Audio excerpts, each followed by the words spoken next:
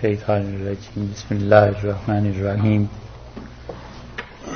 سورہ بقرہ کی پہلے پارے میں 103 آیات ہم پڑھ چکے الحمدللہ، اور اس کے بعد آج کی نشست یہ 104 نمبر آیت سے شروع کرتے ہیں، اور اللہ تعالی نے اس پورے رکوع میں جس مسئلے کو بیان کیا ہے وہ 3 چیزوں پر مشتمل ہے۔ ایک بات تو یہ ہے کہ اللہ تعالی نے اس میں یہودیوں کی جو سازش تھی اور یہودی جس طرح چاہتے تھے کہ مسلمانوں میں ایسے کلمات رائج ہو جائیں، رواج پائیں، جن میں غیر محسوس طریقے پر نبی کریم صلی اللہ علیہ وسلم کی توہین یا شرک یا ایسی چیزیں آئیں، ایک تو اللہ تعالی نے اس میں ان کا رد کیا، اور دوسری چیز جس کو اللہ تعالی نے اس میں جس کا رد کیا ہے وہ یہ ہے کہ یہودیوں نے ایک بات کہی تھی، دعویٰ کیا تھا، اور ان کے 5 جو پورے الفاظ تھے، 5 ان کے جو فقرے تھے، ان میں سے ایک فقرہ اس رکوع میں بھی بالکل آخر پر آ گیا ہے کہ انہوں نے یہ دعویٰ کیا کہ جنت میں داخلے کے لیے یہودی یا عیسائیوں نے دعویٰ کیا کہ عیسائی ہونا ضروری ہے۔ اور درمیان میں ایک چیز اللہ تعالی نے ذکر کی کہ دیکھو یہ ساری باتیں، یہ ساری مباحث بنی اسرائیل اور یہودی اور اہل کتاب یہ سب اپنی جگہ پر ہیں، لیکن اپنی اصلاح کے لیے اور اپنے آپ کو ٹھیک رکھنے کے لیے اور تعلق مع اللہ تمہارا قائم رہے اللہ کے ساتھ، اس کے لیے یہ ضروری ہے کہ نماز مت چھوڑ دینا، نماز نہ ترک کرنا، اس کو درمیان میں لے آئے۔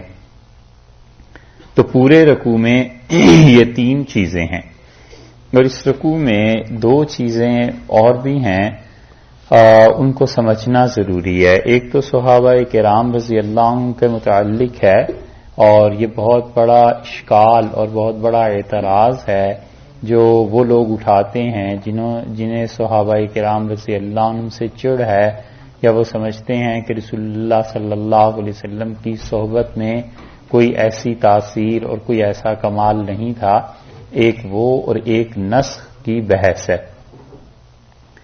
تو شروع یہاں سے فرمایا ہے کہ یا ایھا الذین آمنوا، یہ ازالہ ہے، یہاں سے شروع ہوتا ہے یہودیوں کی اس بات کا، اس سازش کا کہ جو وہ لوگ ایسے کلمات رسول اللہ صلی اللہ علیہ وسلم کے لیے کہہ رہے تھے یا ایسے کلمات مسلمانوں میں پھیلانا چاہتے تھے جس سے کفر، شرک اور رسول اللہ صلی اللہ علیہ وسلم کی توہین علیہ باللہ یہ چیزیں آئیں۔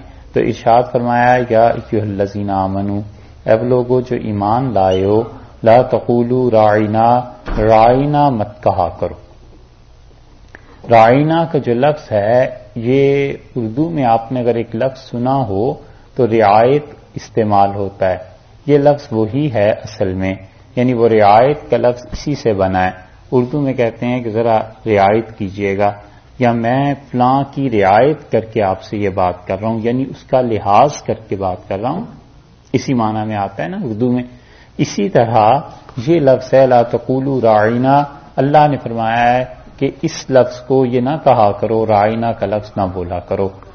راعینا کا لفظ ہوتا یہ تھا کہ رسول اللہ صلی اللہ علیہ وسلم جب کوئی بات کرتے تھے تو صحابہ کرام رضی اللہ عنہم ادب سے، احترام سے عرض کرتے تھے کہ راعینا، اللہ کے رسول ہماری بھی رعایت ہو، ہمارا بھی ذرا لحاظ ہو، یعنی ذرا اونچی آواز میں بولیں گے تو ہم تک بھی وہ آواز پہنچ جائے گی، کیونکہ صحابہ رضی اللہ عنہم ایک ایک لفظ رسول اللہ صلی اللہ علیہ وسلم کا بہت غور احتیاط سے سنتے تھے، کیونکہ ان کے الفاظ سے تو دین ثابت ہوتا تھا، ان کے الفاظ سے ہدایت ملتی تھی۔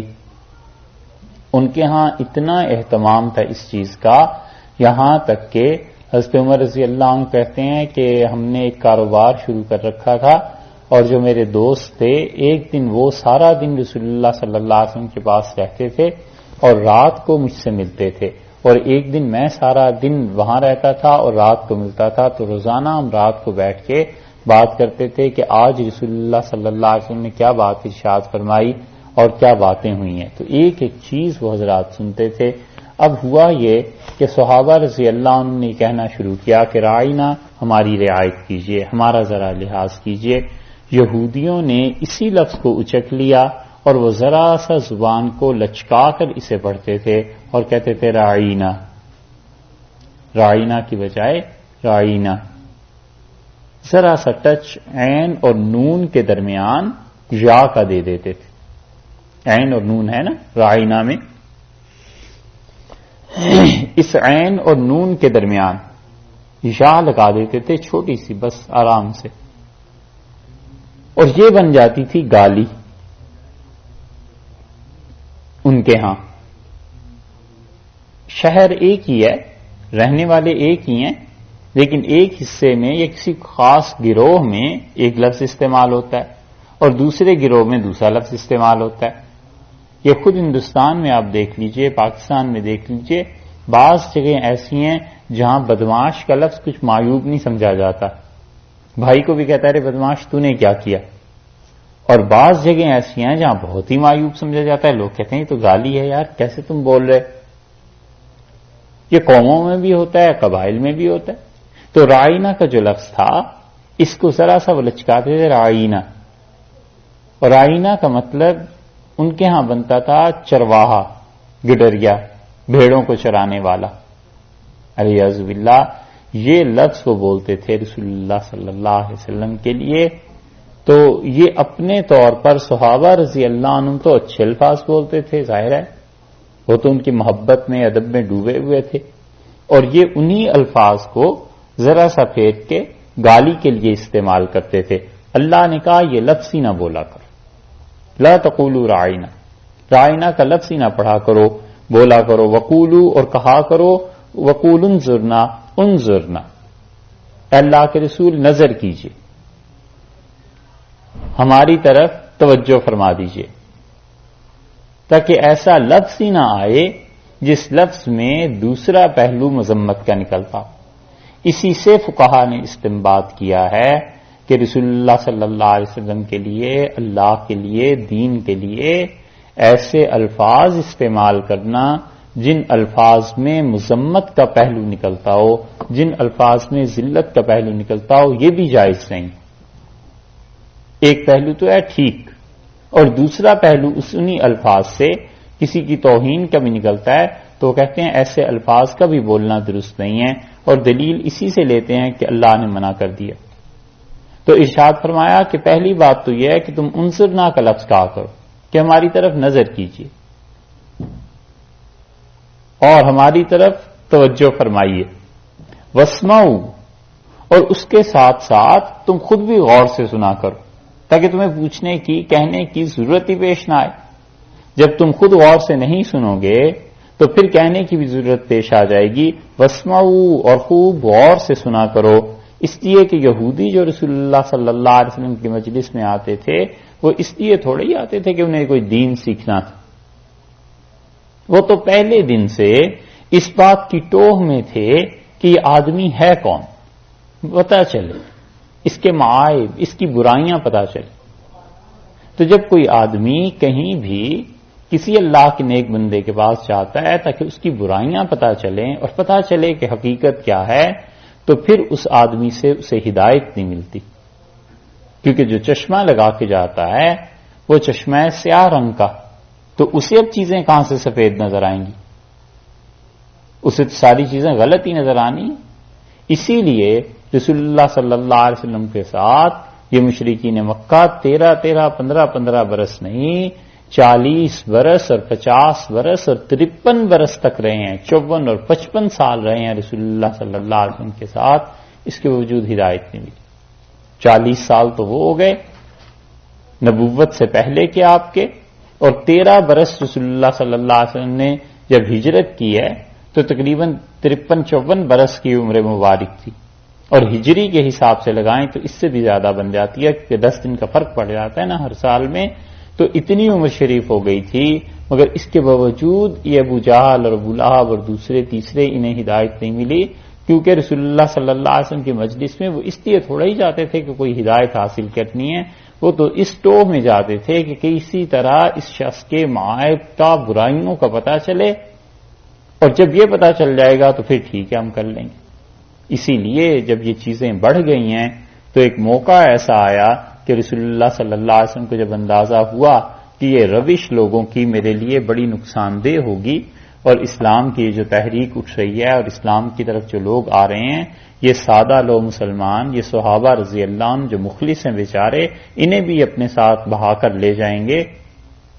مدینہ منورہ میں جب ایسا ایک موقع آیا تو آپ ممبر پر کھڑے ہوئے جمعے کے دن اور آپ نے فرمایا اخرج یا فلان، اخرج یا فلان، ارے تم بھی مسجد سے نکلو، تم بھی مسجد سے نکلو، تم بھی نکلو.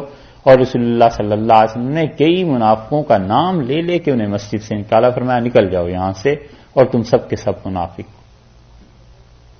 کیونکہ وہ اپنی گندگی کے ساتھ صحابہ رضی اللہ عنہ جو مخلص تھے انہیں بھی بہا کر لے جا سکتے تھے نا.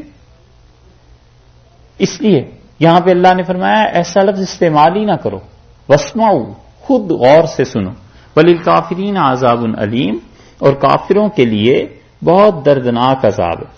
ایک صاحب نے، ایک بزرگ تھے، انہیں خط لکھا اور انہوں نے اپنے حالات میں اس خط کا نقل کیا ہے.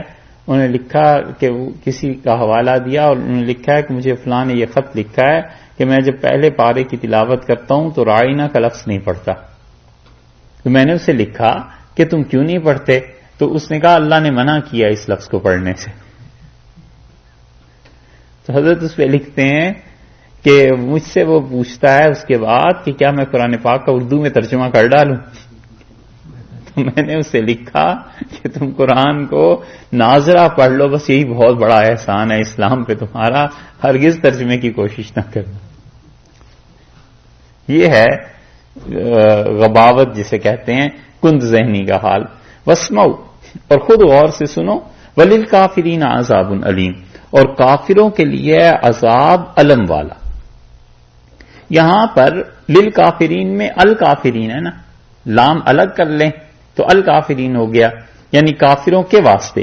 یہ جو الف لام ہے کافرین یا کافر جو ہے وہ تو اصل میں نکرہ، اسے کر دیا یہاں پر معرفہ، کامن ناؤن سے پراپر ناؤن کر دیا. تو یہ پراپر ناؤن میں جب کافر آ گئے تو پھر کون سا گروہ مراد ہوا؟ وہ لوگ جو رائنا کے لفظ کو بگاڑ کر بولتے تھے. وللکافرین، اور ان کافروں کے لیے عذاب علیم، عذاب ہے علم والا. سمجھ آئے؟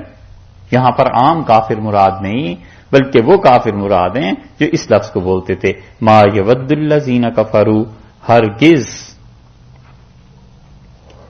نہیں چاہیں گے، خواہش کریں گے. ودا کسی چیز کا چاہنا، ودود اللہ تعالی کے ناموں میں استعمال ہوتا ہے نا، محبت کرنے والا، یہ وہی چیز ہے. ما یود الذین کفروا، ہرگز نہیں چاہیں گے وہ لوگ جو کفر کرتے ہیں، من اہل الکتاب، وہ لوگ جو کافر ہیں، جو بھی من اہل الکتاب، خواہ وہ ہوں اہل کتاب میں سے، اور نہ ہی ولل مشرکین، وہ لوگ چاہیں گے جو مشرکین میں سے ہیں. کیا نہیں چاہیں گے؟ یہ تو آ رہا ہے آگے، پہلے اس ٹکڑے کو حل کر لیتے ہیں. یہاں پر اکثر انگلش میں جن لوگوں نے ترجمہ کیا ہے غلط کیا ہے، اور اردو میں بھی بہت بڑے بڑے لوگوں کو بھی دھوکہ ہو گیا ہے. یہاں پہنچ کے ہمارے حضرت شاہ عبد القادر صاحب رحمۃ اللہ علیہ نے صحیح ترجمہ کیا ہے، شاہ ولی اللہ صاحب رحمۃ اللہ علیہ نے یہاں پر صحیح ترجمہ کیا ہے. دیکھو بھائی، جہاں سے ترجمے میں غلطی لگی ہے وہ یہ ہے کہ ترجمہ یہ کرتے ہیں کہ ما یود الذین کفروا من اہل الکتاب والمشرکین، اور اہل کتاب میں سے جو کافر ہیں وہ ہرگز یہ خواہش نہیں رکھتے، وہ ہرگز نہیں چاہتے، اور نہ ہی مشرکین. اگر ترجمہ کیا جائے یوں ہی جیسے پڑھا ابھی کہ اہل کتاب میں سے جو کافر ہیں وہ بھی نہیں چاہتے اور مشرکین بھی نہیں چاہتے، تو اہل کتاب میں سے کون ہے جو کافر نہیں ہے؟ اگر وہ مسلمان ہی ہو جاتے تو خدا کو اہل کتاب کہنے کی کیا ضرورت تھی؟ دیکھا نا، غلطی ترجمے میں یہ کرتے ہیں کہ یہ اہل کتاب کا اور مشرکین کا ذکر پہلے لے آتے ہیں اردو محاورے کے مطابق، کہ اہل کتاب میں سے جو کافر ہیں اور مشرکین وہ ہرگز یہ بات نہیں چاہتے کہ تم لوگوں پر اللہ کی طرف سے کوئی خیر کی چیز نازل ہو. آپ سمجھ رہے ہیں ہماری بات کو کہ اگر اہل کتاب میں سے کافر نہیں چاہتے تو اہل کتاب تو سارے کے سارے کافر ہیں. کون سا ایسا ہے جس کو خدا کہہ رہا ہے کہ وہ، یعنی پھر تو مطلب یہ ہوا کہ ان میں ایک گروہ مسلمانوں کا بھی ہے. اور یہ ہے ترجمے کی غلطی جو لوگ کرتے ہیں، بچنا اس سے ہمیشہ. اس کا اصل ترجمہ یہ ہے کہ ما یود الذین کفروا،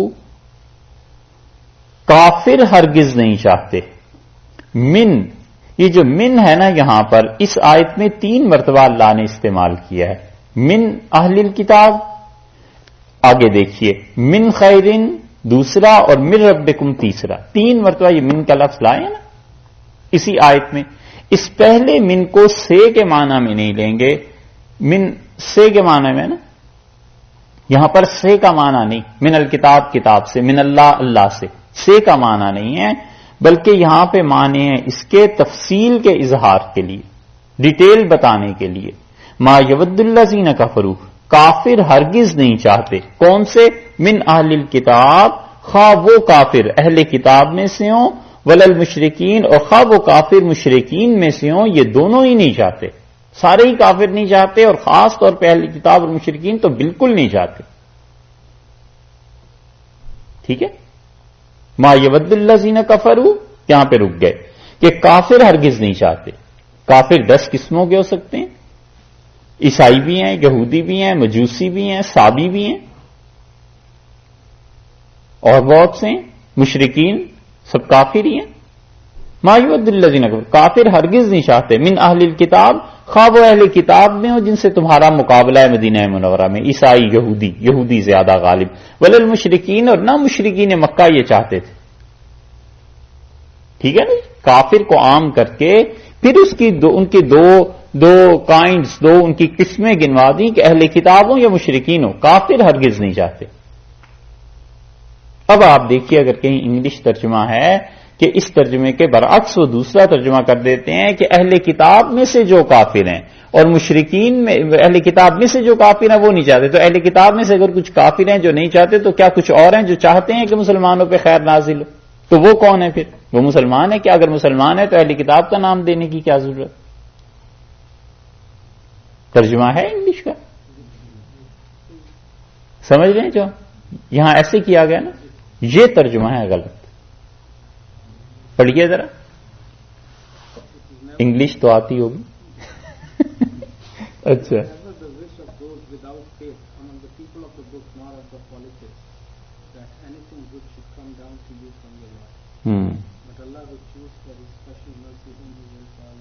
اچھا یہی چیز. اور کوئی ترجمہ ہے؟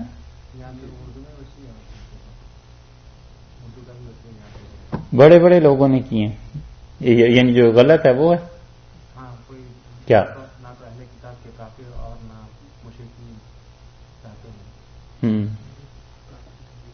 آپ کیا ہے؟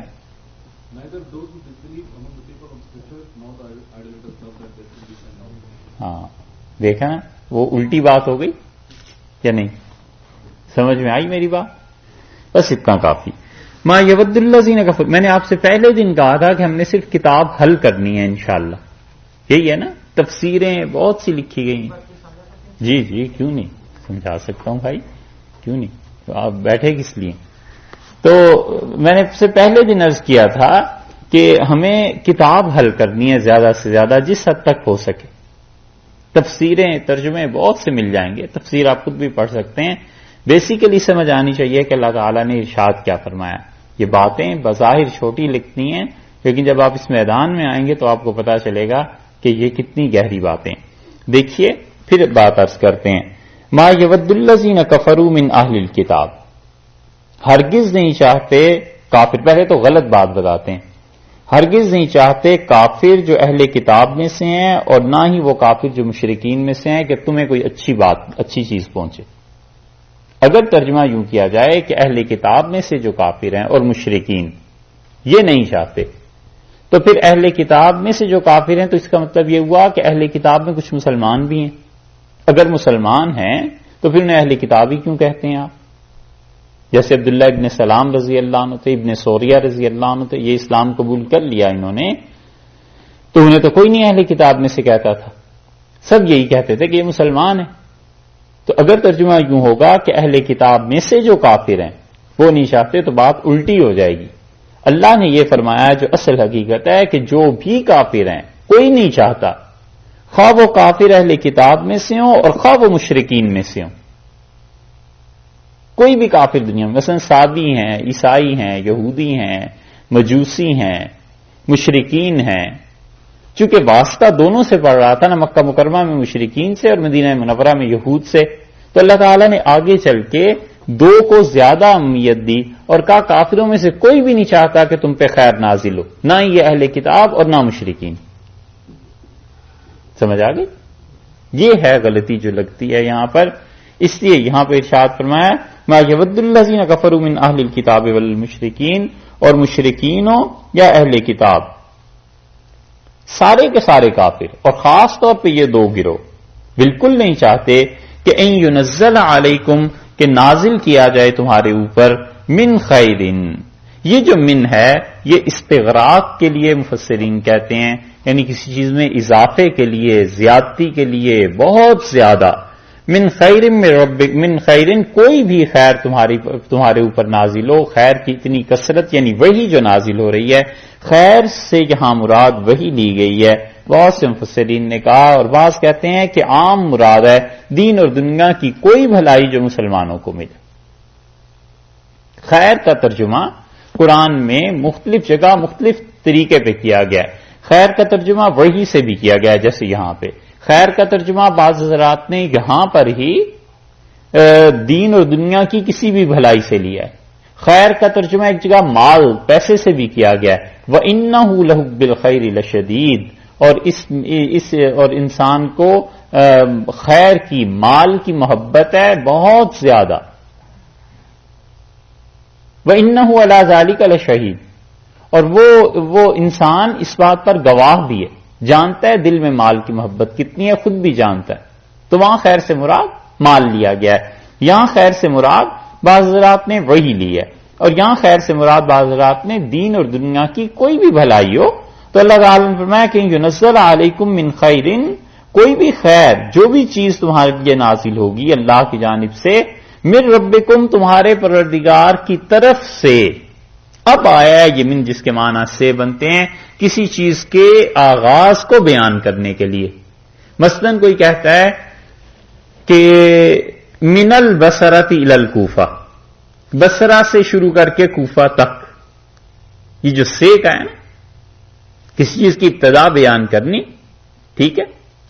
من المکتب الی البیت، دفتر سے لے کے گھر تک، تو یہ جو من ہے یہ تیسرا من اس معنی میں ہے کہ دیکھو کوئی بھی چیز جس کی ابتدا اللہ کی جانب سے ہوتی ہے، خیر اوپر سے تمہارے لیے نازل ہوتی ہے، یہ ہرگز نہیں چاہتے۔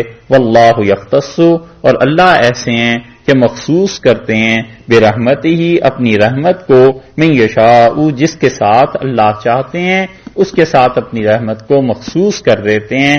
اللہ جس کے ساتھ چاہتے ہیں اپنی رحمت کو لگا دیتے ہیں، اللہ اس کے لیے خاص طور پر رحمت نازل کر لیتے ہیں، جس کے لیے چاہتے ہیں۔ رحمت سے بھی مراد بعض مفسرین نے یہاں پر وہی لی ہے، یعنی اللہ نے جس کو چاہا اسے خدا نے اس رحمت سے نوازا، یعنی وحی سے نوازا، رسول اللہ صلی اللہ علیہ وسلم پر وہ بات ختم ہوگی۔ ٹھیک ہے سر؟ واللہ ذو الفضل العظیم، اور اللہ ہیں ذو کے معنی جو اردو میں آپ کہتے ہیں صاحب جیسے کہتے ہیں نا، یا یہ سمجھ لیجئے والا کے معنی تقریباً جو آتے ہیں، جی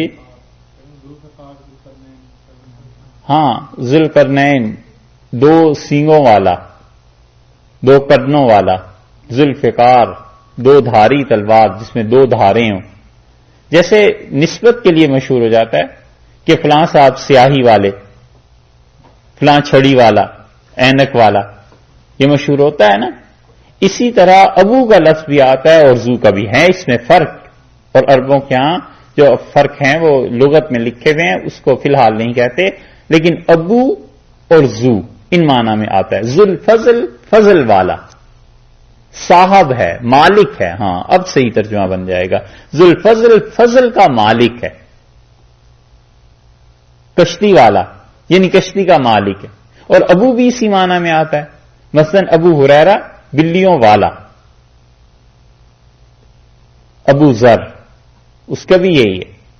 اسی طرح ابو بکر بکر والا قبیلہ تھا ان کا جس کے ساتھ ان کا تعلق تھا. ابو حفص حفص والا حضرت عمر رضی اللہ عنہ کی کنیت تھی. ابو تراب حضرت علی رضی اللہ عنہ کی کنیت تھی، مٹی والا.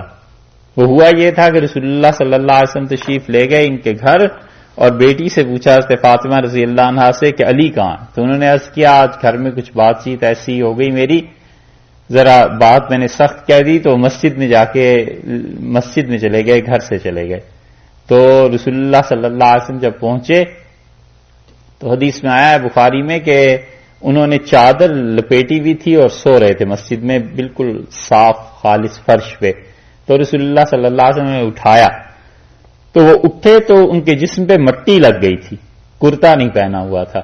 تو رسول اللہ صلی اللہ علیہ وسلم نے اپنے دست مبارک سے مٹی جھاڑی ان کے جسم سے اور فرمایا کم یا تراب، مٹی والا اٹھ کے بیٹھ جائے، اور مٹی والا اٹھ کے بیٹھ جائے. حضرت حسن رضی اللہ عنہ کہتے تھے میرے والد کو کوئی ابو تراب کہتا تھا تو بہت خوش ہوتے تھے کیونکہ رسول اللہ صلی اللہ علیہ وسلم نے انہیں کہا تھا مٹی والا. تو یہ ابو اور ذو مالک صاحب اس معنی میں. واللہ ذو الفضل العظیم، اور اللہ جو ہیں وہ بڑے فضل والے. اللہ فضل کرتا ہے جس پر چاہتا ہے. اس لیے وحی جو تھی وہ ختم ہو گئی اور رسول اللہ صلی اللہ علیہ وسلم کے بعد جبریل امین شریعت کی وحی لے کر کسی پر نہیں آئی اور نہ ہی کوئی ایسی بات ہے.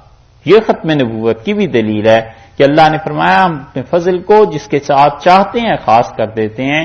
تو نبوت کا انتخاب یہ خالصتاً اللہ کا اپنا فعل ہے، اللہ کی اپنی مرضی ہے، اور اللہ کی مرضی کے علاوہ کسی کے کسب کو دخل نہیں ہے، کسی کی محنت کو دخل نہیں ہے کہ کوئی آدمی اتنی عرصہ محنت کرتا تھا تو اسے نبوت مل جاتی تھی. یہ بات نہیں، اور اب تو بات ہی ختم ہو گئی رسول اللہ صلی اللہ علیہ وسلم کے بعد. بات میں بات ما ننسخ من آیت، اور نہیں منسوخ کرتے ہم من آیتن کسی آیت کو، او ننسہا، اور نہ ہم اس میں بھلاتے ہیں، ناتی مگر ہم لے آتے ہیں بخیر منہا اس سے بہتر چیز، او یا مثلہا اس کے برابر. الم تعلم کیا تم نہیں جانتے ان اللہ کہ اللہ تعالی علی کل شیء قدیر ہر چیز پر قدرت رکھتا ہے. یہ ہے ایسی آیت کریمہ جس میں اللہ تعالی نے ایک بہت عظیم الشان علم کا بیان فرمایا، اور اتنی اہم چیز ہے یہ کہ اگر کسی انسان کو اس کا علم نہیں ہوگا اور نہیں آتا تو دین کا ایک بہت بڑا حصہ ہے جس سے وہ محروم ہو جائے گا. حضرت علی رضی اللہ عنہ آئے اور انہوں نے دیکھا ایک آدمی واز کر رہا تھا کوفہ کی جامع مسجد میں. تو حضرت علی رضی اللہ عنہ تو علم کے میدان میں ساری زندگی ان کی گزری تھی تو وہ سمجھ گئے کہ کیا ہو رہا ہے. تو انہوں نے کہا یہ کون ہے، کیا کہہ رہا ہے؟ تو لوگوں نے کہا حضرت یہ لوگوں کو نصیحت کر رہا ہے، واز کر رہا ہے، اللہ کی یاد اس قسم کی باتوں کی ترغیب دے رہا ہے. انہوں نے کہا یہ نصیحت نہیں کر رہا، یہ کہہ رہا ہے کہ من انا، میں کون ہوں، میں کس کا بیٹا ہوں، مجھے پہچانو. اور پھر حضرت علی رضی اللہ عنہ اس کے پاس چلے گئے اور اس سے پوچھا کہ تم قرآن پاک کے ناسخ اور منسوخ کا علم جانتے ہو؟ اس نے کہا نہیں. تو آپ نے فرمایا ہلکتا و اہلکتا، تو خود بھی برباد ہوا اور جو تیرے ساتھ رہے، جو تیرے پیچھے چلے وہ بھی ہلاک ہوئے، برباد ہوئے. اخرج عنی، نکلو یہاں سے.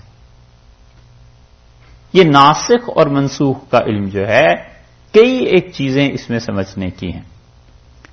ایک تو رائے یہ ہے، اصل مسئلہ جہاں سے شروع ہوا تھا وہ یہ تھا کہ یہودیوں کے ہاں بدع کا ایک مسئلہ چلتا تھا، اور وہ مسئلہ ہمارے ہاں بھی اگر آپ کبھی مطالعہ کریں اہل تشریع کی کتابوں کا وہاں بھی آپ کو مل جائے گا. اصول کافی، ان کے ہاں 4 کتابیں بنیادی طور پہ ہیں نا. اگر ان کتابوں کا مطالعہ کریں آپ کو وہاں بھی مل جائے گا. اور یہ چیز حضرت شاہ عبدالعزیز صاحب محدث دہلوی رحمۃ اللہ علیہ نے تحفہ اثنا عشریہ میں بڑی تفصیل سے لکھی.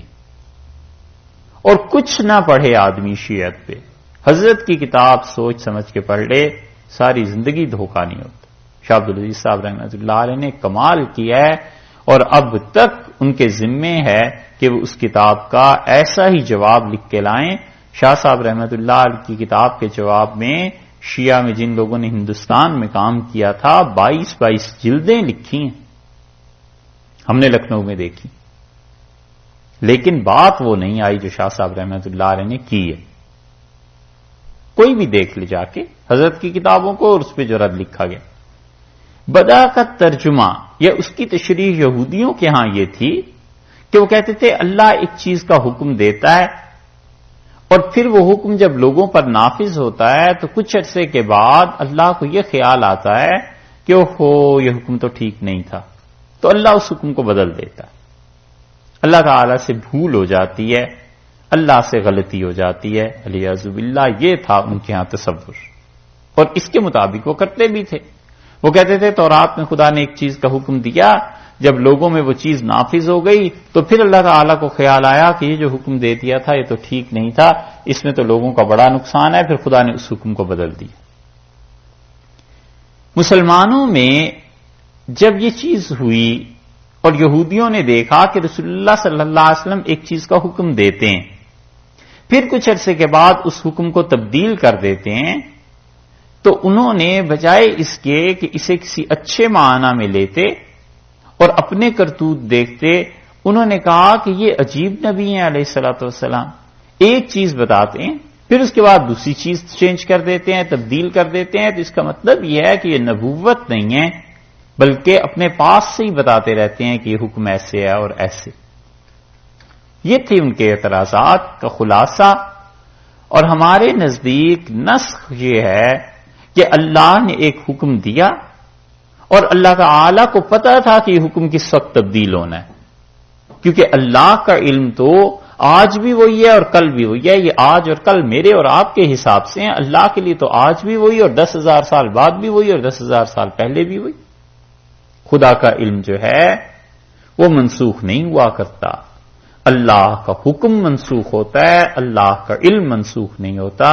اللہ کے علم میں ہے کہ پہلے دن اس کائنات میں کیا ہوا، اور اللہ کے علم میں ہے کہ آخری دن اس کائنات میں کیا ہوگا. اسی لیے یہ جتنا کچھ رسول اللہ صلی اللہ علیہ وسلم نے دیکھا تھا نا معراج میں کہ اس آدمی کو عذاب ہو رہا ہے، اس کو عذاب ہو رہا ہے، اس کو عذاب ہو رہا ہے، کبھی بات آئی تو کریں گے. اس کی بہت اچھی ایک توجیح ابن عربی رحمۃ اللہ علیہ نے کی ہے. اور جن لوگوں کو خام خواہ تصوف سے چڑ ہے نا، تو یہ ایک طبیعی سی بات ہے کہ آدمی کو جس چیز سے نفرت ہو جائے، جس علم سے، جس چیز سے، تو آدمی اس کی اچھی چیزوں کو بھی قبول نہیں کرتا، رد کر دیتا ہے، کیونکہ نقطۂ نگاہ بدل جاتا ہے.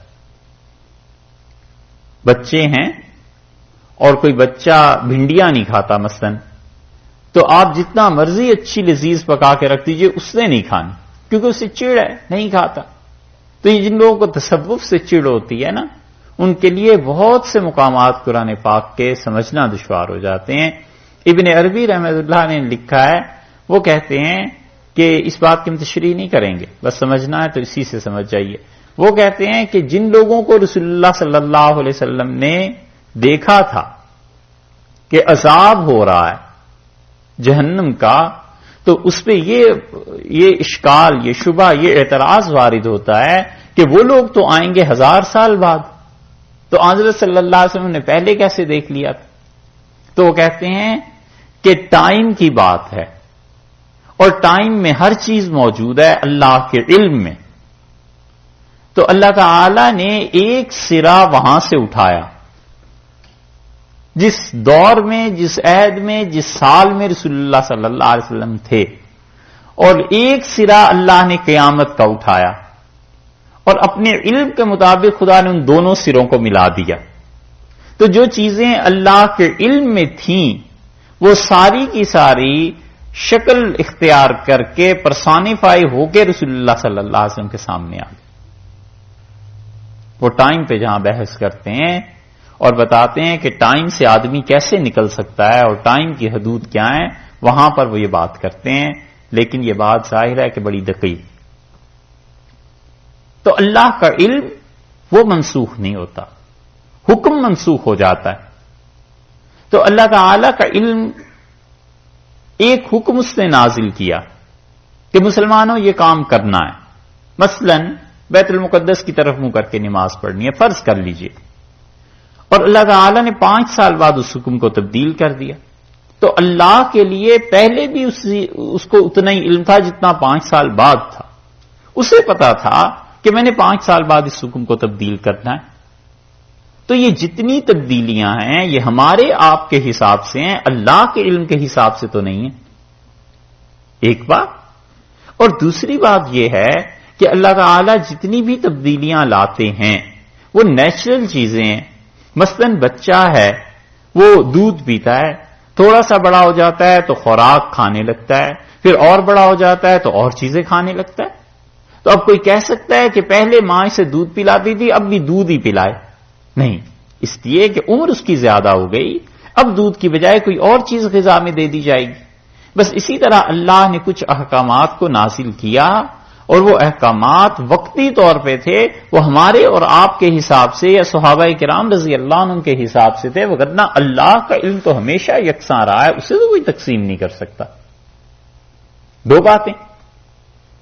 یہ تھا یہودیوں کا اعتراض کہ اللہ کبھی کوئی حکم دیتا ہے کبھی کوئی حکم دیتا ہے.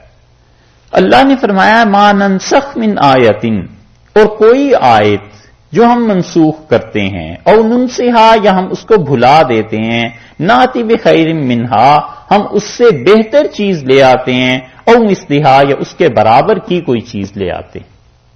کوئی بھی حکم جو ہم منسوخ کرتے ہیں تو ہم اس سے بہتر حکم دے دیتے ہیں. بیت المقدس کی طرف حکم تھا نماز پڑھنے کا، اسے منسوخ کر دیا یہ کہہ کے کہ ولو وجوہکم، اپنے چہروں کو بیت الحرام مسجد حرام کی طرف پھیر لو. تو اب جو مسجد حرام کا حکم دیا ہے اور بیت المقدس کو منسوخ کر دیا تو اللہ نے گویا دوسرے لفظوں میں یہ کہا کہ ہم پہلے سے زیادہ بہتر حکم لے آتے. سمجھ آ رہی بات؟ اچھا، ایک چیز اور بھی ہے اور وہ یہ سمجھنے کی ہے کہ منسوخ آیات جو ہیں ان میں یہاں 2 لفظ اللہ تعالی نے استعمال فرمائے. ایک تو کہا ہے کہ ما ننسخ من آیت، جو آیت بھی ہم منسوخ کر دیتے ہیں. آیت سے کیا مراد ہے؟ بعض مفسرین کے ہاں سرے سے ناسخ اور منسوخ کی بحث یہاں ہے ہی نہیں. وہ کہتے ہیں کہ یہودیوں نے تورات کے احکامات کے متعلق رسول اللہ صلی اللہ علیہ وسلم سے کہا کہ ہماری کتاب میں یہ حکم تھا، آپ کی کتاب میں یہ حکم ہے، تو اگر ہم آپ کی بات مان لیں تو اس کا مطلب یہ ہے کہ اللہ پہلے کوئی اور حکم دیتا ہے، بعد میں بھول گیا تھا اور بھول کے اللہ نے یہ بات کر دی. تو اللہ تعالی نے فرمایا کہ کوئی بھی ما ننسخ من آیت، کوئی بھی آیت جو تورات کا حکم ہم منسوخ کرتے ہیں، او ننسہا یا اسے بھلا دیتے ہیں، ناتی بخیر منہا او مثلہا ہم اسی جیسا ایک حکم لے آئیں گے یا اس سے بہتر لے آئیں گے.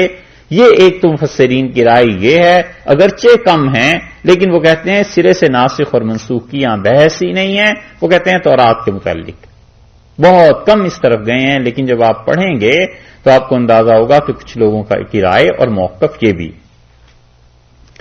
جو اصل رائے اور موقف جمہور امت کا ہے جو اس پہ منسوخ ہونے کی بحث کرتے ہیں، ایک بحث، یہ جتنی باتیں ہم آپ سے عرض کر رہے ہیں یہ آپ اسے غور سے سنتے رہیے، آپ کو اندازہ ہوگا کہ اس ایک مسئلے کے پہلو کتنے ہیں. اچھا، اب ہم اس پہ آ جاتے ہیں کہ جو مفسرین کہتے ہیں یہ اسی امت کا قرآن کا ہی تذکرہ ہے کہ ایک حکم کو دوسرے حکم سے منسوخ کرتے ہیں. تو سوال یہ پیدا ہوتا ہے کہ نسخ کن کن چیزوں میں وارد ہوتا ہے، کون کون سی چیزیں منسوخ ہوتی ہیں؟ تاریخ منسوخ نہیں ہوتی، خبر منسوخ نہیں ہو سکتی، ٹھیک ہے نا؟ مثلا اللہ تعالی نے کہا کہ حضرت نوح علیہ السلام کے زمانے میں طوفان آیا تھا، تو اب دوبارہ اللہ یہ تو نہیں نازل کریں گے کہ طوفان نہیں آیا تھا. اس لیے کہ اس میں کوئی ایسی چیز ہی نہیں ہے جو نسخ ہو سکے. ایک عقیدہ منسوخ نہیں ہوتا کہ پہلے اللہ تعالیٰ نے کہا ہو کہ یہ تقدیر پہ ایمان رکھنا ضروری ہے، اور پھر کہیں کہہ دیا ہو کہ نہ تقدیر نہ مانو بے شک، اور مانو تمہارے لیے اختیار ہو گیا، یا تقدیر کو نہ مانا کرو. عقائد منسوخ نہیں ہوتے. تیسری چیز اخلاقیات ہیں، یہ منسوخ نہیں ہوتی کہ اللہ تعالیٰ نے پہلے کہہ دیا ہو کہ تم اللہ پہ بھروسہ کرو، توکل کرو، صبر کرو، شکر کرو، حسد سے اپنے آپ کو بچاؤ، کینے سے، بغض سے، غیبت سے، اور پھر بعد میں وہی آ گئی ہو کہ غیبت بھی کیا کرو، حسد بھی کیا کرو، اور صبر اور شکر نہ کرو. ظاہر ہے یہ تو کوئی چیز نہیں ہے. یہ بھی نکل گئی آیات. لے دے کے ایک حکم باقی رہ گیا کہ اللہ تعالیٰ کسی چیز کا حکم دیں اور حکم کے بعد اسے کینسل کر دیں. اس کی 3 قسمیں ہیں. کبھی کبھی یہ ہوتا ہے کہ اللہ تعالیٰ حکم دیتے ہیں کسی چیز کا، اور حکم دینے کے بعد اس کی پہلی قسم یہ بن جاتی ہے کہ اللہ تعالیٰ نے اس آیت کریمہ میں جو حکم دیا ہے حکم کو باقی رکھے اور تلاوت کو اٹھا دے. حکم باقی رہتا ہے اور تلاوت اٹھ جاتی ہے. منسوخ آیات جو تھیں رسول اللہ صلی اللہ علیہ وسلم پہ نازل ہوئی تھیں وہی پوری یہاں تک کہ سورہ احزاب جو ہے 22ویں پارے میں اتنی بڑی بڑی صورتیں بھی نازل ہوئیں، لیکن اگلے دن لوگ اٹھے تو انہیں یاد ہی نہیں تھی. او ننسہا، یا ہم اسے بھلا دیں، آیا نا اس آیت میں. تو حکم جو ہے وہ باقی رہتا ہے اور تلاوت اس کی اٹھا دیتے ہیں. اس کی بہت سی مثالیں ایسی مل جائیں گی جو حدیث میں آئی ہیں. حکم باقی اور تلاوت اٹھا دی. حضرت عمر رضی اللہ عنہ نے خطبہ دیا اور حدیث میں آیا ہے مسلم وغیرہ میں کہ انہوں نے اپنے خطبے میں یہ کہا کہ اگر شادی شدہ مرد یا عورت کوئی برا کام کریں تو انہیں رجم کیا جائے، پتھر مارے جائیں. اور انہوں نے کہا یہ آیت رسول اللہ صلی اللہ علیہ وسلم پہ نازل ہوئی تھی اور لوگوں اللہ نے اس کا حکم باقی رکھا اور اس کی تلاوت خدا نے منسوخ کر دی. سورہ نور میں یہ آیت نازل ہوئی تھی، اس کی تلاوت خدا نے اٹھا لی. اور اگر مجھے یہ ڈر نہ ہوتا کہ لوگ کہیں گے عمر نے قرآن میں اضافہ کر دیا ہے تو میں قرآن کے حاشیے پہ ہی اگرچہ لکھواتا لیکن لکھوا ضرور دیتا کہ مرد اور عورت جبکہ وہ شادی شدہ اور ایسے کریں تو ایسے کیا جائے.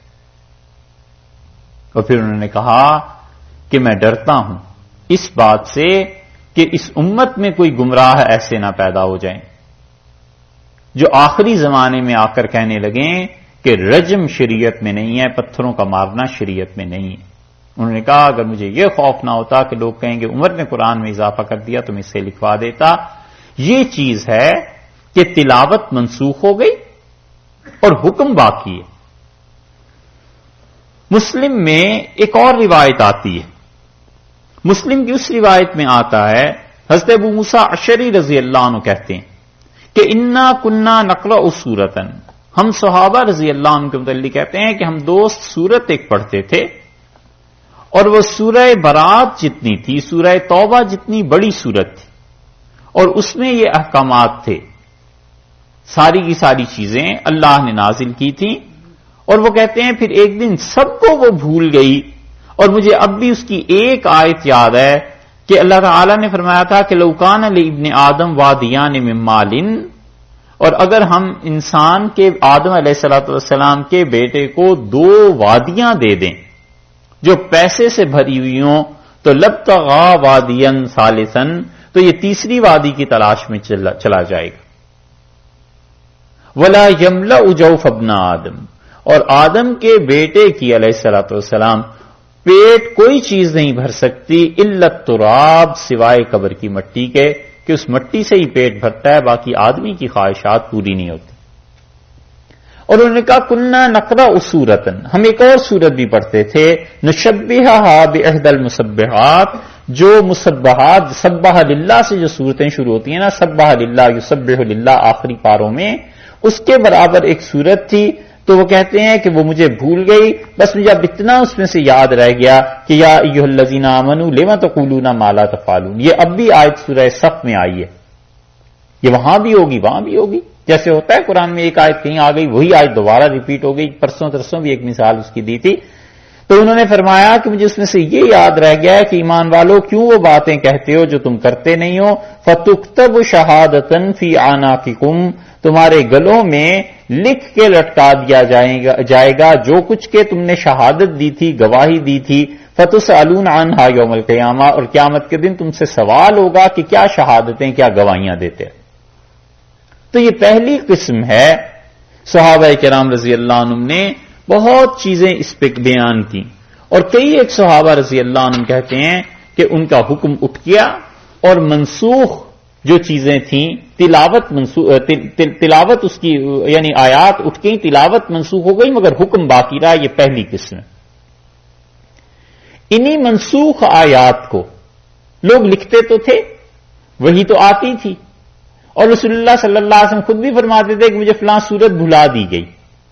تو اللہ کو جب منسوخ کرنا ہوتا تھا تو لوگوں کے ذہن سے وہ ہٹا دیتے تھے. یہی اسی قسم کی آیات جو منسوخ تھیں حضرت عائشہ رضی اللہ عنہا کے گھر میں لکھ کے رکھی بھی تھی,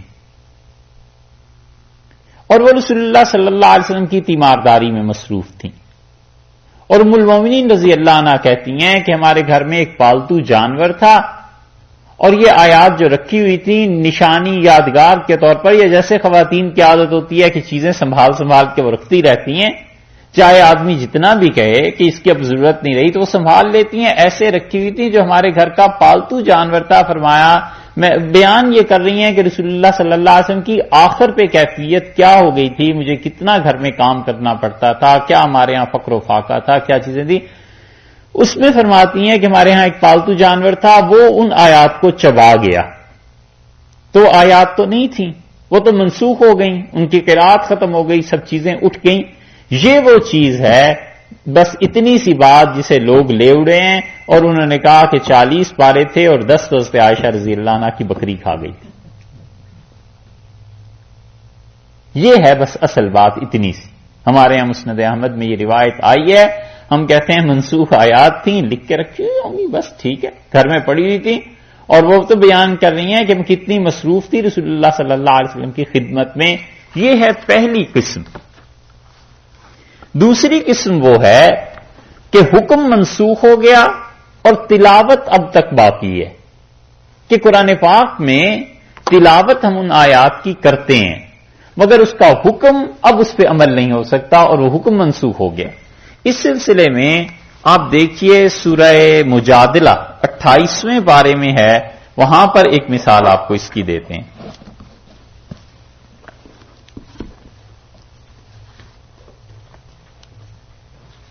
28واں پارہ ہے سورہ مجادلہ,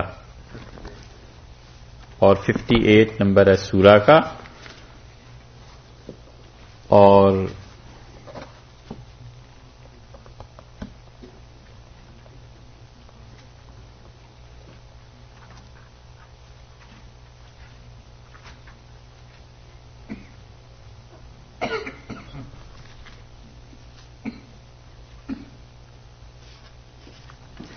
آیت نمبر ہے 12.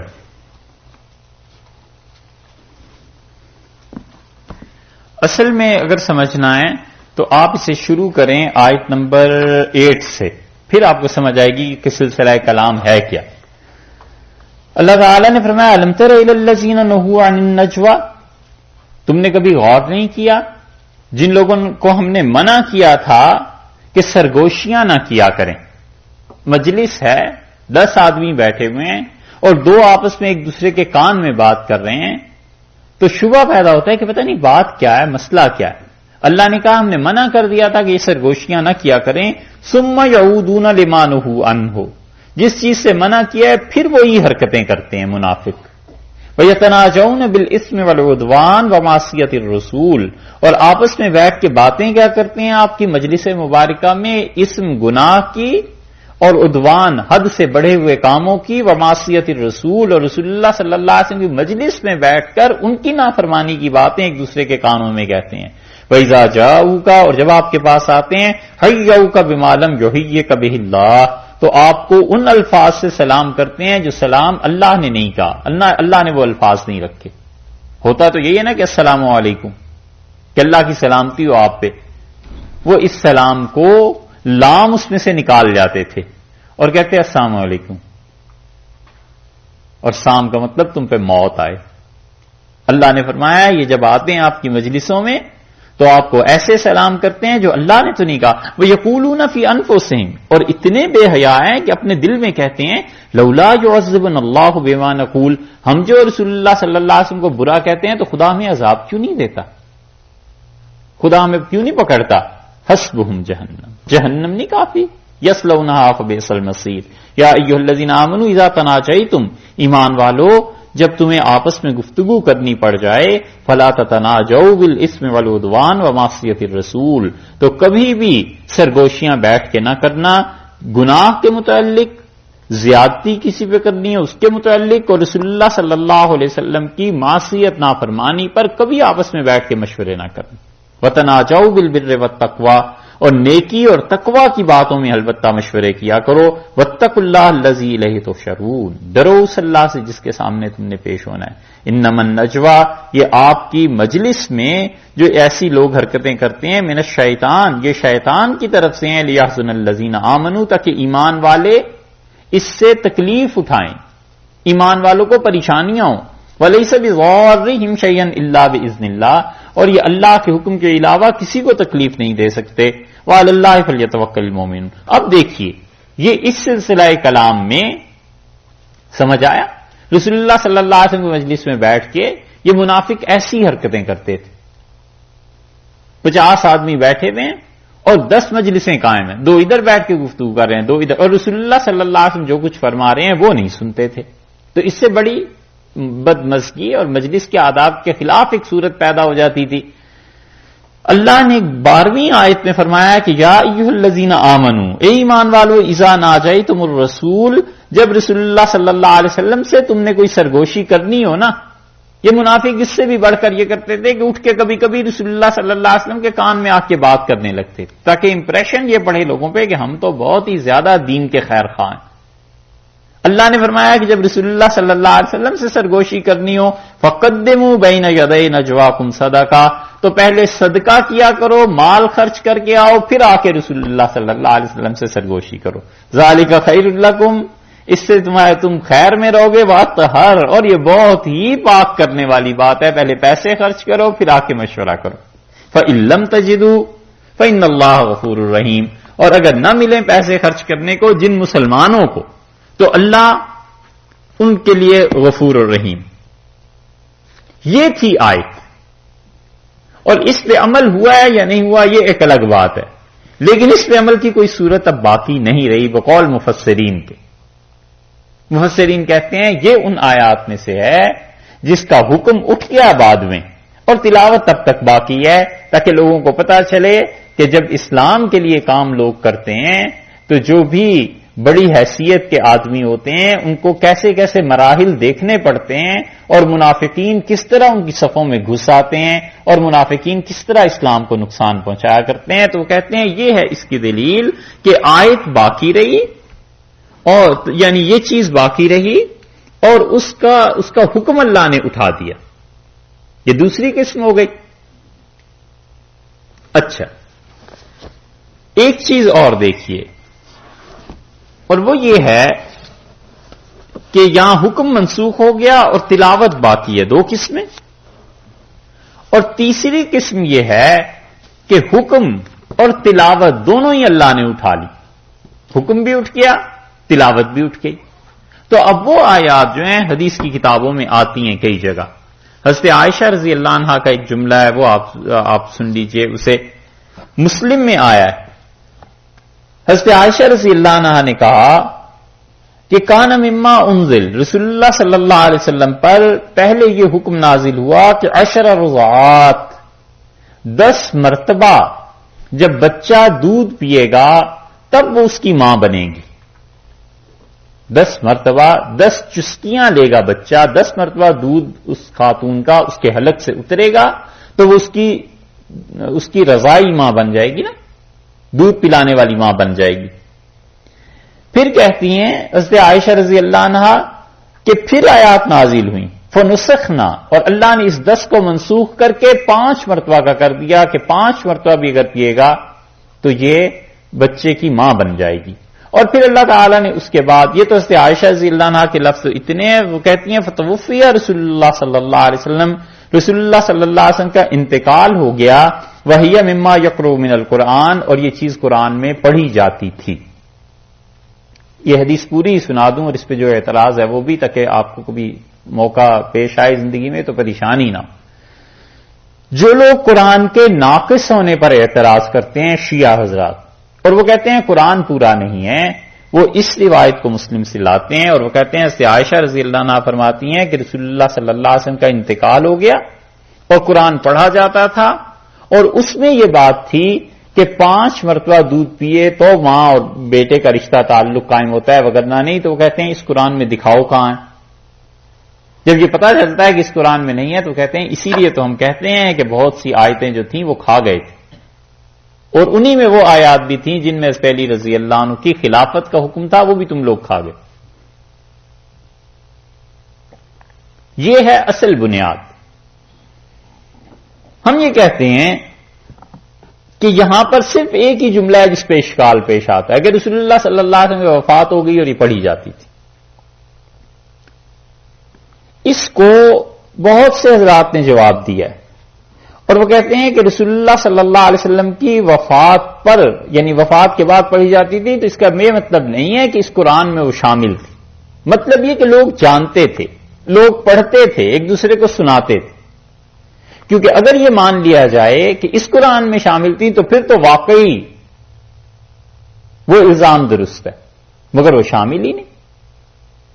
اور اس سے بھی بڑا جواب یہ ہے کہ حضرت صلی اللہ علیہ وسلم کے زمانے میں جو قرآن لکھے گئے تھے وہ اب تک محفوظ ہیں.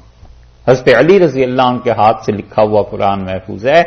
یہاں چلے جائیے لندن انڈیا آفس لائبریری میں حضرت حسن رضی اللہ عنہ کے اپنے دست مبارک کا قرآن محفوظ ہے، اور اس کے آخر پہ لکھا ہوا ہے کتبہ الحسن، حسن ابن علی رضی اللہ عنہ نے اسے لکھا. کہیں یہ چیز نہیں. تو جن کا وہ نام لیتے ہیں انہوں نے جو قرآن لکھے انہوں نے بھی نہیں لکھی. تو اس کا مطلب یہ نہیں ہے کہ رسول اللہ صلی اللہ علیہ وسلم کا انتقال ہوا تو صحابہ رضی اللہ عنہ کو اس کی تلاوت کرتے تھے. مطلب یہ ہے کہ اس زمانے میں پڑھی جاتی تھی، ایک دوسرے کو بتائی جاتی تھی کہ بھی یہ قرآن میں تھی آئی. اتنی سی بات. اور تیسری بات اس میں سمجھنے کی یہ ہے کہ یہ 5 والا حکم بھی منسوخ ہو گیا.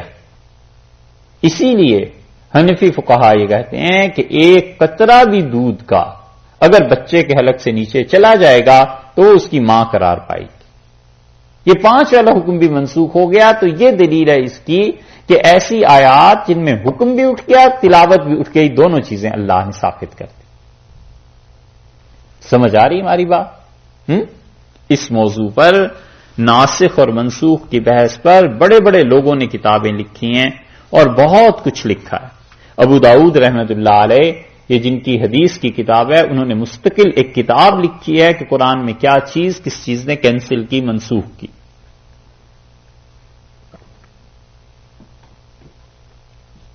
ابن عربی نے کتاب لکھی اور ان کی کتاب چھپ بھی گئی تھی. ابن جوزی نے لکھی ہے، وہ بھی چھپ گئی ہے. ابن الانباری نے لکھی ہے، وہ بھی چھپ گئی ہے. ہر زمانے میں مفسرین اس پہ لکھتے رہے. خیال نہیں رہا، نہیں تو گنتے ان باتوں کو کہ کتنی ہو گئی. ایک بات اور بھی دیکھیے کہ اب جو موجودہ قرآن پاک ہمارے پاس ہے یا جو رسول اللہ صلی اللہ علیہ وسلم پہ نازل ہوا ہے، لکھا گیا ہے، اس میں احکامات کیسے ایک دوسرے سے منسوخ ہوتے ہیں. اس کے لیے آپ سورہ بقرہ دیکھیے، اس میں ایک حکم کو دوسرے حکم نے کیسے منسوخ کیا ہے. سورہ بقرہ میں دوسرے پارے میں 184 نمبر آیت 184.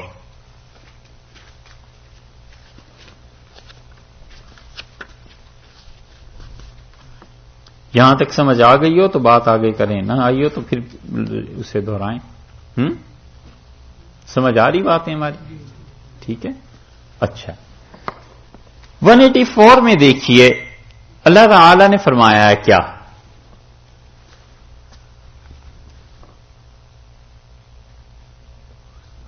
ارشاد فرمایا ہے کہ 83 سے دیکھ لیں، رکوع جہاں سے شروع ہو رہا ہے، یا ایھا الذین آمنوا کتب علیکم الصیام، ایمان والو تم پر روزے فرض کیے گئے، کما کتب علی الذین من قبلکم، جیسے کہ روزے فرض کیے گئے تھے تم سے پہلوں پر، پچھلی امتوں پہ، لعلکم تتقون، تاکہ تم تقوی والے بن جاؤ، ایام معدودات، کچھ دن ہیں مقرر، 30 یا 29 دن، جتنا رمضان کا چاند ہوا،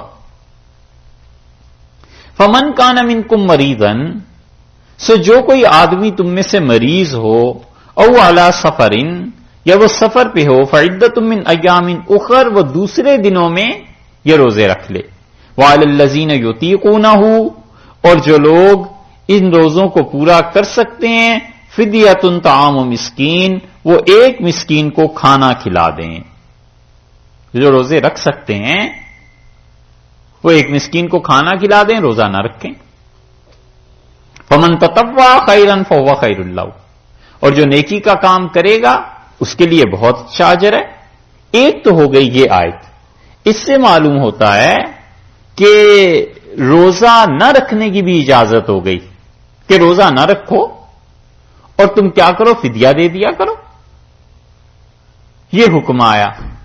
اب مفسرین کو اس پہ بحث کرنی پڑی ہے، وہ کہتے ہیں کہ اللہ تعالیٰ نے اجازت دے دی ہے کہ روزہ نہ رکھو، فدیہ دے دیا کرو، اور اس کے فوراً بعد جو 185 نمبر آیت آئی ہے وہ ذرا آپ دیکھیے، اللہ تعالیٰ نے فرمایا شہر رمضان الذی انزل فیہ القرآن، اور رمضان کا مہینہ مبارک ہے جس میں ہم نے قرآن پاک کو نازل کیا، ہدی للناس، اور قرآن پوری انسانیت کے لیے رہنما ہے، وبینات من الہدی، اور واضح دلائل ہیں اس میں اگر تم ہدایت پہ چلنا چاہو، والفرقان، اور قرآن فرق کرنے والا ہے کفر اور باطل اور حق کے درمیان، فمن شاہد منکم الشہر، اور تم میں سے جو کوئی اس مہینے کو پائے، فلیصمہ، اسے چاہیے کہ روزہ رکھے۔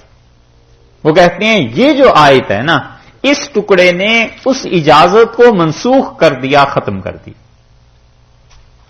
یہ بعد میں نازل ہوئی، یہ آیت بعد میں نازل ہوئی آگے والی، اور پیچھے والی پہلے نازل ہوئی تھی۔ تو ابتدائی دور میں یہ اجازت تھی کہ تم لوگ کیا کرو، فدیہ دے دیا کرو، روزہ نہ رکھو تو فدیہ دے دو، اور پھر اس آیت نے فمن شاہد منکم الشہر فلیصمہ، تم میں سے جو اس مہینے کو پائے اسے چاہیے کہ روزہ رکھے، اس اجازت کو کینسل کر دیا، اب کوئی صورت نہیں رہی ہے، روزہ بہرحال رکھنا ہی۔ یہ سمجھ میں آئی کہ ایسے وہ کہتے تھے کینسل ہوتی ہیں۔ ایک اور چیز آپ دیکھیے، دوسری مثال سے آپ سے عرض کریں، سورہ مزمل میں دیکھیے، 29ویں پارے میں سورہ مزمل ہے، اسے آپ دیکھیے 73 نمبر سورہ،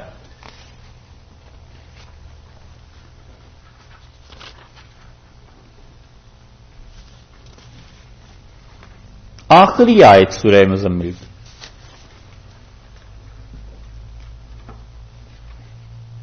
ان ربک یعلم انک تقوم، آخری آیت ہے 20ویں 20 ملی، اچھا، ان ربک یعلم انک تقوم ادنی من ثلثی اللیل، اور آپ کا پروردگار خوب جانتا ہے کہ آپ رات کو جو کھڑے ہوتے ہیں اتنے حصے میں، رات کے تیسرے حصے میں، ونصفہ، کبھی اس کے رات کے آدھے حصے تک آپ کھڑے رہتے ہیں، وثلثہ وثلثہ، اور اس کے تیسرے حصے تک کھڑے رہتے ہیں، آپ تہجد پڑھتے رہتے ہیں، وطائفۃ من الذین معک، اور جو آپ کے ساتھ ایک گروہ ہے مخلص مسلمانوں کا، یہ بھی رات کو تہجد میں کھڑے رہتے ہیں، واللہ یقدر اللیل والنہار علم ان لن تحصوہ، اور اللہ نے اب جان لیا کہ اتنی زیادہ عبادت ہر وقت ہر رات میں نہیں ہو سکتی، فتاب علیکم، اللہ نے تم پہ مہربانی کی، فقرؤوا ما تیسر من القرآن، تو قرآن پڑھا کرو اتنا جتنا کہ تم پڑھ سکتے ہو۔ یہ فقرؤوا ما تیسر من القرآن جو ہے نا، کہ نماز میں اتنا قرآن پڑھو جتنا تم پڑھ سکتے ہو، یہ تو حکم ہو گیا عام، ایک آدمی 10 پارے پڑھ سکتا ہے، ایک آدمی ایک ہی آیت پڑھ سکتا ہے۔ اس نزاکت کو ذرا سمجھیے گا، یہ آگے چل کے ابھی ایک اور بات کرتے ہیں، اس میں کام آئے گی۔ پرانے حضرات نے یہ کہا کہ یہ تو آیت ہو گئی منسوخ، اور رسول اللہ صلی اللہ علیہ وسلم نے جو بتایا ہے سورہ فاتحہ کے پڑھنے کا، تو سورہ فاتحہ ہر ایک کو پڑھنی ہے چونکہ، تو وہ کہتے ہیں کہ سورہ فاتحہ کے وجوب نے، اس کے واجب اور ضروری ہونے نے اس آیت کو منسوخ کر دیا کہ ما تیسر من القرآن، قرآن جتنا آتا ہے تم بس اتنا پڑھ لیا کرو. تو وہ کہتے ہیں اس کا مطلب یہ ہے کہ سورہ فاتحہ پڑھا کرو، تو یہ منسوخ ہوگی. یہ رائے ہم نقل کر رہے ہیں ان لوگوں کی جو پچھلے پرانے مفسرین تھے. آگے دیکھیے، عالمان سے یکون منکم مرضی، اللہ کو معلوم ہے کہ تم میں کچھ لوگ بیمار ہوتے ہیں. وآخرون یضربون فی الارض، اور کچھ زمین میں کاروبار تجارت کرتے ہیں، رزق کماتے ہیں. یبتغون من فضل اللہ، اللہ کا فضل تلاش کرتے ہیں، روزی. وآخرون یقاتلون فی سبیل اللہ، اور کچھ ہیں جو راستے میں اللہ کی راہ میں لڑتے ہیں، جہاد کرتے ہیں. یہ ہے حضرت عمر رضی اللہ عنہ کا استدلال. کتنی گہری سمجھ تھی ان کی. ان کے فتوے پڑھ کے احساس ہوتا ہے کہ ہم تو 100 بار چھوڑ 1000 بار بھی روز قرآن پڑھتے رہے تو ہمارے دماغ میں وہ بات نہیں آ سکتی. انہوں نے کہا کہ میں اللہ کی راہ میں شہید ہو جاؤں یا اپنے بیوی بچوں کے لیے حلال کا رزق کماتے ہوئے میری موت آ جائے، میں لست ابالی، مجھے کوئی پرواہ نہیں ہے. یہ بھی اللہ کے یہاں اجر دے گی اور شہادت سے بہتر اجر دے گی.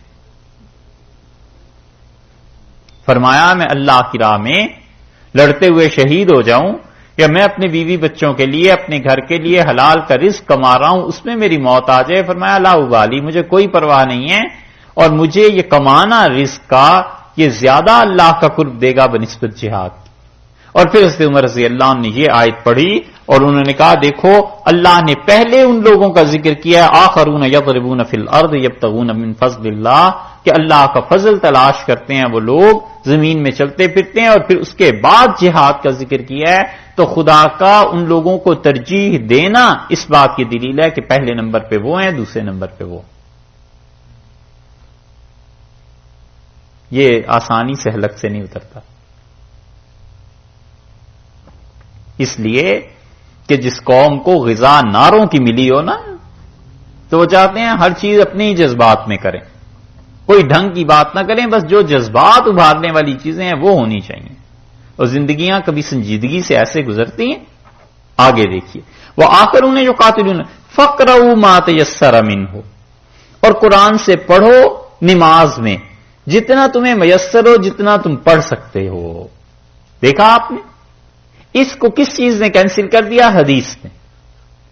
متقدمین کی، پرانے حضرات کی رائے یہ تھی کہ وہ کہتے ہیں قرآن کا حکم یہ ہوا کہ جتنا قرآن پڑھ لو، لیکن رسول اللہ صلی اللہ علیہ وسلم کی حدیث نے اس چیز کو منسوخ کر دیا، سارا قرآن نہیں پڑھا جا سکتا. وہ کہتے ہیں بس جتنا پڑھنا ہے تم پڑھو، تو سورہ فاتحہ پڑھ لی جائے. یہ ہو گئی بات. اچھا صاحب، یہ تو رائے تھی ان حضرات کی جو پچھلے تھے. ایک نئی بات اور عرض کریں، ذرہ برابر کہیں تغیر آ جاتا تھا، ذرہ برابر بھی کوئی آیت کسی آیت سے ٹکراتی ہوئی محسوس ہوتی تھی، تو وہ فوراً حکم لگاتے تھے کہ یہ آیت منسوخ ہے، اس کا حکم فلاں جگہ آ گیا. ابھی چند دن پہلے وہ آیت گزری تھی نا کہ لوگوں سے اچھی طرح بات کرو اور یہ وہ، تو اس میں ہم نے بتایا تھا کہ وہ آیت منسوخ نہیں ہے. کچھ لوگ اس کے قائل ہیں اور کسی نے کہا ہے کہ آیت منسوخ نہیں ہے، اور جہاد کی آیات سے وہ منسوخ باز نے قرار دی تھی. کس کا قول بتایا تھا کہ انہوں نے کہا یہ منسوخ نہیں ہے؟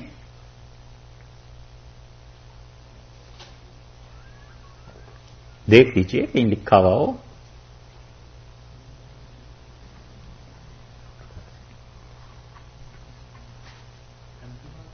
ہیں؟ اچھا، یہ ہم بتائیں کل کی بات ہے کہ پرسوں کی بات ہے؟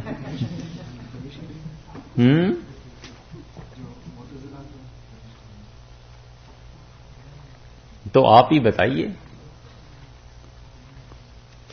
ہم نے پہلے دن کہا تھا کہ یہ تعلیم ہے، واز نہیں کہ آپ اسے انجوائے کریں، آئیں پڑھیں چلے جائیں، آئے نہ آئے. اگر پڑھنا ہے تو آپ سنجیدگی سے اسے پڑھیے. ہمیں بتائیے ہم نے کس کے متعلق کہا تھا کہ یہ آیت انہوں نے فرمایا منسوخ نہیں. ابھی تو 9:25 ہوئے ہیں، بیٹھے ہیں یہیں پہ.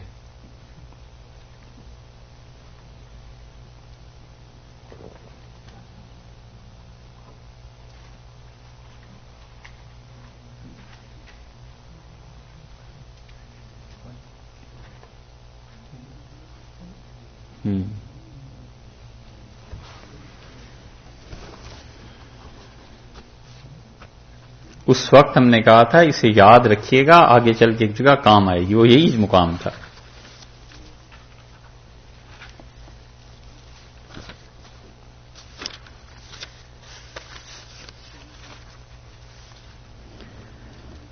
آیت نمبر 83 میں یہ بحث تھی، 83 میں۔ چلیے اب بتائیے۔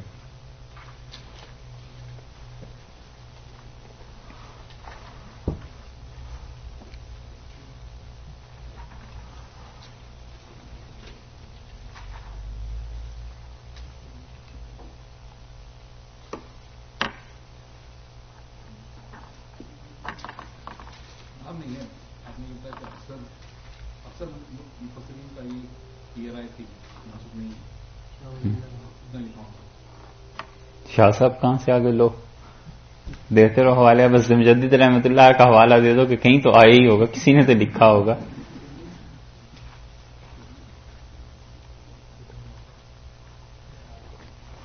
اچھا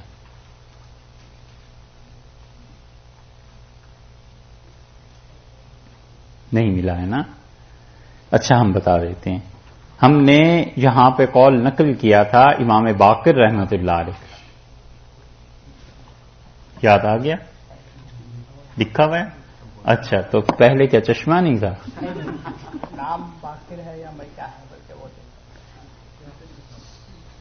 یہ ہے امام باقر رحمت اللہ علیہ کا قول تھا۔ دیکھو بھائی، ہم آپ سے پہلے بھی کہتے ہیں اب بھی کہتے ہیں کہ یہ تعلیم ہے، کوئی واز نہیں ہے کہ مولوی صاحب نے واز کیا، بڑی لچھے دار تقریر ہوئی، جذبات کی باتیں اٹھ کے چلے گئے، یہ وہ چیزیں نہیں۔ آپ اسے کھیل تماشے کی باتیں نہ بنائیے، یہ میرے لیے بھی تکلیف دہ چیز ہے، اور کوئی آدمی سنجیدگی سے ایسے نہ پڑھتا ہے نہ پڑھایا جاتا، تو اس کا نقصان یہ ہوگا کہ بہت سی چیزیں ہم بھی کہیں گے وقت کسی طرح گزرے اور گھر چلے، صحیح ہے، اور میں تو اللہ کا شکر ہے اس کا بھی قائل نہیں ہوں کہ وقت گزرے گھر چلے، اس لیے کہ نہ لینا نہ دینا، آدمی جوتے پہنتا ہے گھر چلا جاتا ہے، ٹھیک ہے نا؟ تو اس لیے اسے ایسے نہیں ہے کہ آئے مزے میں اور بس سن کے چلے گئے، یہ تعلیم ہے، اگر آپ نے پڑھنا ہے تو بسم اللہ میں حاضر ہوں، اگر ایسی حرکتیں ہیں تو بالکل مت آئیے کل سے۔ امام باقر رحمت اللہ علیہ نے اس آیت کے متعلق کہا کہ یہ آیت منسوخ ہے۔ کس سے منسوخ ہے؟ انہوں نے کہا جہاد کی آیات سے منسوخ ہے۔ یہ اچھی طرح اس بات کو سمجھیے کہ پرانے مفسرین جو تھے، ذرہ بھی آیت میں کہیں بھی ذرہ برابر بھی تبدیلی آ جائے وہ اسے فوراً حکم لگا دیتے تھے کہ منسوخ۔ جہاد کی آیات تھی، ان سے پہلے یہ آیت نازل ہوئی کہ لوگوں سے اچھی طرح باتیں کیا کیجیے اور لوگوں کے ساتھ درگزر کرتے رہیے، فافو، لوگوں کو معاف کرتے رہیے۔ یہ جب چیزیں نازل ہوئی نا کہ لوگوں کو معاف کرتے رہیے اور درگزر کرتے رہیے، اور اس کے بعد آ گیا حکم جہاد کا، تو مفسرین نے کہا یہ جتنی معافی کی آیات ہیں جہاد کی آیات نے منسوخ کر دی۔ یہ مطلقاً تغیر، صرف تغیر، آیت کا بدل جانا، حکم کا بدل جانا، اسے وہ کہتے تھے یہ منسوخ ہو گئی، اور یہ متقدمین کے ہاں تھا، اور اسی لیے پھر انہوں نے جب قرآن کی منسوخ آیات لکھنی شروع کی ہیں تو 500 آیات لکھی گئی، سب قرآن کی آیات منسوخ۔ یہ بہت بڑی چیز تھی، 500 آیات کو انہوں نے لکھا، انہوں نے کہا ان آیات کی تلاوت باقی، حکم اٹھ گیا۔ ابن جوزی نے لکھا اور 20 آدمی، ابو عبید نے لکھا، ابو داؤد رحمت اللہ علیہ نے، انہوں نے لکھا، سب نے لکھا، یہ اب تک کتابیں چھپی ہوئی ہیں، مل جاتی۔ حضرت تک جب یہ بات پہنچی شاہ ولی اللہ محدث دہلوی رحمت اللہ علیہ تک، تو شاہ صاحب نے ایک نیا انداز اختیار کیا، اور شاہ صاحب رحمت اللہ علیہ بڑے ٹھوک بجا کر لکھتے ہیں، اور اس آدمی کو اللہ نے جتنی مقبولیت دی اس سے پتہ چلتا ہے ان کے دعوے بالکل درست تھے۔ دعوے تو بہت لوگ کرتے ہیں، مگر بعد میں جو ہسٹری میں چیزیں آتی ہیں وہ ڈیسائیڈ کرتی ہیں کہ کون آدمی کس مقام پہ کھڑا تھا۔ شاہ ولی اللہ صاحب نے الفوز الکبیر میں ایک جگہ لکھا کہ میں براہ راست اللہ کا شاگرد ہوں قرآن پاک سمجھنے میں، جس طرح مجھے براہ راست رسول اللہ صلی اللہ علیہ وسلم نے حدیث کی اجازت دی۔ یہ اتنا بڑا جملہ ہے کہ اگر خدا کی ذرہ بھی معرفت حاصل ہو کہ اللہ اللہ ہے تو آدمی کانپ جاتا ہے کہ اللہ سے ایسا تعلق۔ شاہ صاحب نے لکھا، شاہ صاحب نے پھر اس پہ بحث کی اور وہ کہتے ہیں کہ مطلقاً کسی حکم کا بدل جانا کینسلیشن کے معنی میں نہیں لینا چاہیے، اور انہوں نے پھر اس پر بحث کرتے رہے یہاں تک کہ 500 آیات پر بحث کرنے کے بعد انہوں نے کہا یہ 20 آیات ایسی ہیں جو منسوخ ہیں اور اس کے علاوہ 480 آیات ایسی ہیں جن میں منسوخ ہونے کی کوئی بات نہیں۔ اور انہوں نے کہا کہ کسی بھی آیت میں اگر اس کے کسی بھی حصے پر عمل ہو سکتا ہے تو ہم اسے کیوں منسوخ سمجھیں؟ سمجھ رہے؟ اور اس کی مثال آپ دیکھیے، وہ سورہ بقرہ کی وہی آیت جو ابھی آپ کو بتائی تھی نا، 285 نمبر آیت، اسے نکالیے، اس سے شاہ صاحب کی بات آپ کو سمجھ میں آ جائے گی انشاءاللہ۔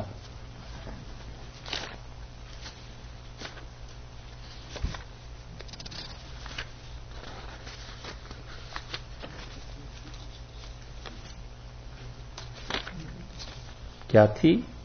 185 تھی شاید، ہاں 185 تھی جی۔